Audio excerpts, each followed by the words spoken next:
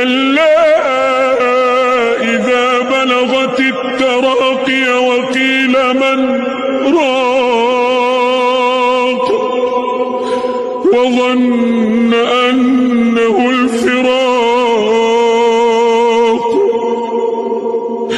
والتفت الساق بالساق إلى ربك يومئذ المساق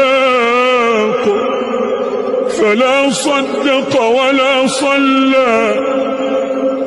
ولكن كذب وتولى ثم ذهب إلى أهله يتمطى أولى لك فأولى